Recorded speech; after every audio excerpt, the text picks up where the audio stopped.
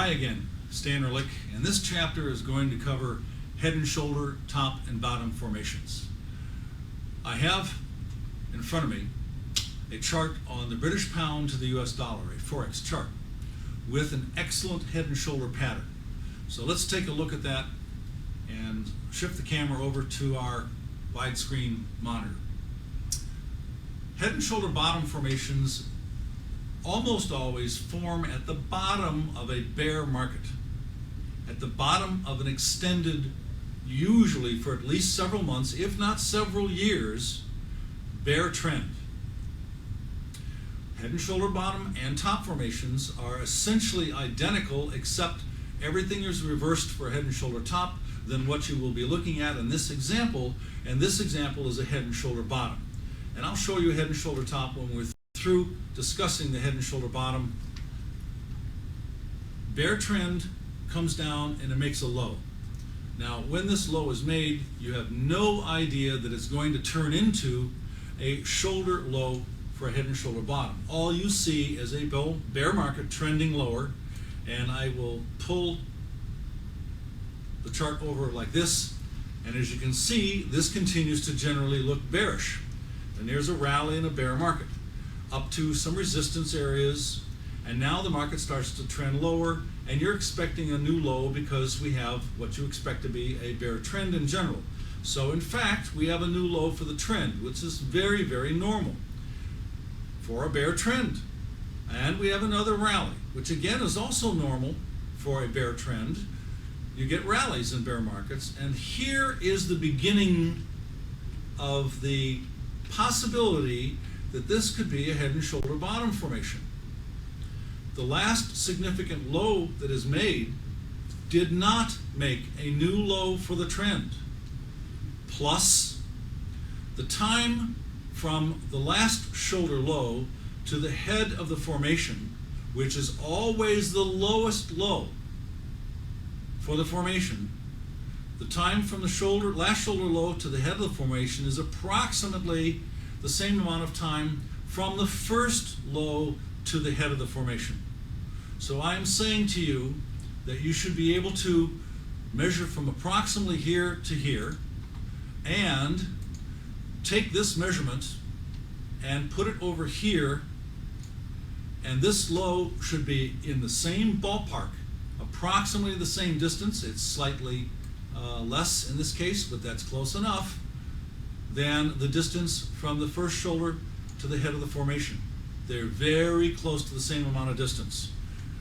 This is an important aspect to head and shoulder patterns. The last shoulder is usually symmetrical timing-wise, referencing the distance, the amount of time from the first shoulder to the head, from the first shoulder to the head, and from the head to the last shoulder. So you have a point in time in the future when you might expect the market not to make a new low. And if that starts to develop, then you might consider it to be a last shoulder low. And in approximately March of 2006, we had that situation develop with the British pound USD US dollar chart. So again, let's go back to the chart.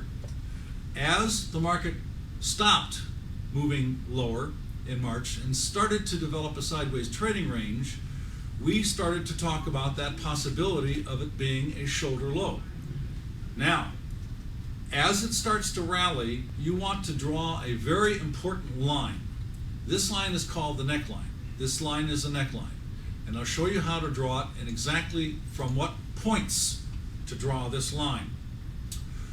After the first shoulder, and you have a rally, and then it goes down from the highest high after the first shoulder has formed and before the head of the formation is formed. So we don't pay too much attention to this high until we think the last shoulder may be forming. And then you go back and see where that point is.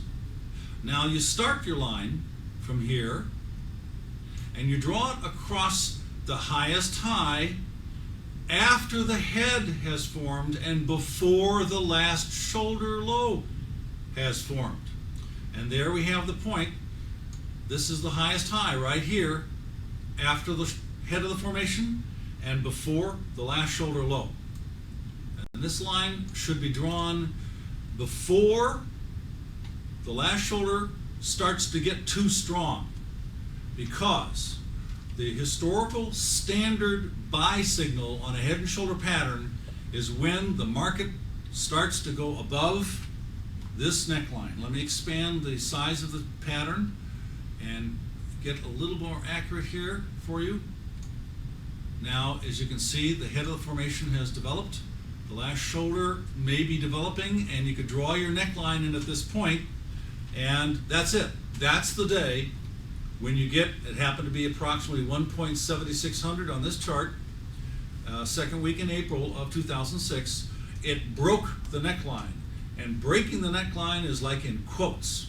It is the breakout of the formation, and it is the beginning of a bull move that we are about to measure how far that bull move should go.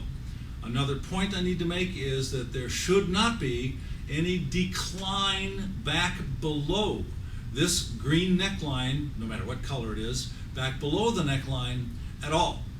That's a no-no with this pattern. So the formation should, the price action should stay above the neckline from now on, and it should continue to trend higher. How high should it get? At a minimum, or maybe a lot higher, but at least as high as this. You measure the depth of the formation by, and we're looking at the chart now, by taking a measurement of the depth of the formation. From the lowest low of the head of the formation, you measure straight up until you hit the neckline. This green line now represents how deep the formation is. You can count the number of dollars or points or ticks or some measurement, but it really doesn't matter. We have now calculated by the vertical height of this line how deep the formation is. Now you can see it's going off the top of the screen, but that's all right for the moment. And you measure the vertical height of the possible rally from the day the neckline is broken. And that's an excellent breakout of 3 strong days in a row. Now we have a little reaction, which is very normal. It may come back halfway approximately, or maybe all the way back to the neckline relatively soon. Looks like that was all the correction we got, which seems to be about halfway. This market is now supposed to go up at least as high as the top of this green line. But please remember, the top of that green line is a little higher than what you are looking at the moment. Now I'm putting it back in place, so it's up higher. And as we go into the future, we're going to be seeing the top of the green line appear.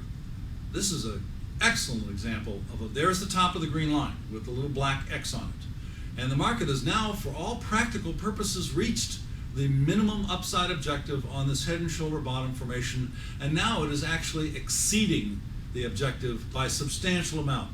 I'm going to zoom into current data. So this head and shoulder bottom formation has worked past tense extremely well, and I might add, probably more quickly than the usual head and shoulder bottom works. This probably, on the average, should have taken 2 or 3 months to rally as much as it should have. Instead, this only took 1 month. It just went essentially straight up. And now we have a sizable correction at hand. So the head and shoulder patterns have a first shoulder low, then they have a lower low, as if I was upside down, the headlet formation, and then another shoulder low, and the shoulders are approximately the same distance from the head. This is where you get the symmetry and why it's called a head and shoulder pattern. You have the neckline drawn across the highest highs, but after the first shoulder, before the head, and after the head, but before the last shoulder low. And when the neckline is crossed, it should be high volume, it should be a dramatic breakout of the formation, and it should generate some excitement in the market and some follow through for a day or 2 or 3, sometimes a little more, a little less, but some boom move. It shouldn't be low volume, and it shouldn't be dull and boring. It should be exciting. And that's exactly what happened on our chart here. So the whole pattern worked out extremely nicely. Let's take a look at a head and shoulder top formation. And this will also be in a currency pair, as a matter of fact. It is the Swiss franc dollar, that is, to the Swiss franc. And this is an example of a head and shoulder top during the exact same time frame as the other British pound to the dollar chart we just looked at. It is the inverted same pattern. Head and shoulder tops are tops of bull markets or bull moves and are identical with respect to having a shoulder high and then a lowest low before the head of the formation, and then another low after the head and before the last shoulder. So as the market is failing to make new highs for the trend here and starting to slide down somewhere in this time frame, you should be running over here and drawing the neckline in, because when it is broken, it should be broken similar to this, very substantially, very quickly, very dramatically, and we will measure now the depth of this formation in the same manner, but upside down, so to speak, as on the other pattern. Here is the depth of this head and shoulder top formation, this distance or number of pips, and from the breakout level, we are placing our downside objective expectation. The dollar Swiss franc chart did not get quite to its minimum downside objective, while the British pound to the US dollar we saw a moment ago actually exceeded its minimum upside objective. So it's quite plausible that in the weeks and months to come that we may see, I think we're going to see, my opinion is that we'll see lower lows on this chart and we'll drop off to say 1.18 or 16 or 14. I'm not sure how much lower, but I'm frankly expecting to see more of a bear trend here. At the moment, I don't see a long-term trend change. So we have measured and looked at and seen both a head and shoulder bottom formation depicted and this beautiful head and shoulder top formation as well. I want to show you a couple of more examples real quick. They're different time frames and in different types of markets. Here's another example in beef, for example, happens to be a feeder cattle chart. Worked out great when the market broke the neckline. It was dramatic, it was fast, it was substantial, and if you measure from here to here, you can easily see that approximately this distance was easily covered and the objective was fulfilled in that chart formation very easily and quickly. I thought I had a head and shoulder. No, I don't in this particular chart. Let me go back to one other example. Here is a head and shoulder top in coffee that I have not drawn my lines on the chart, which I will right now. This is the first shoulder. This is the second shoulder. And this is the head of the formation, as you can see. Now I'm going to draw in the neckline. It's from the lowest low after the first shoulder, but before the head, and across the lowest low after the head and before the last shoulder. So here I'm about to extend this to the right, and when the market breaks this neckline on a closing basis, oh boy, really a great big down 2 days, dramatic, high volume, big swing. How far down should this have gone? At least at a minimum.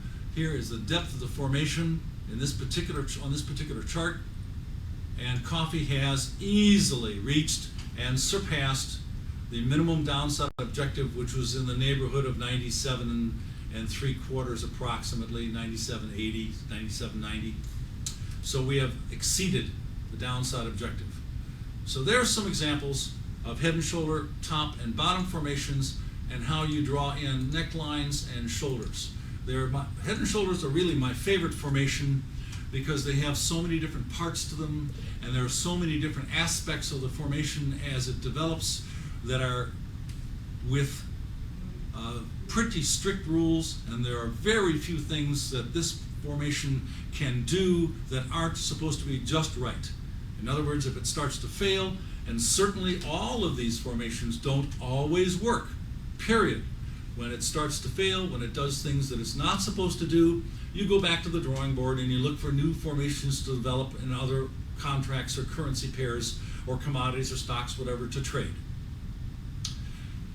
All right, That's it on Head and Shoulders for it at the moment. Thank you.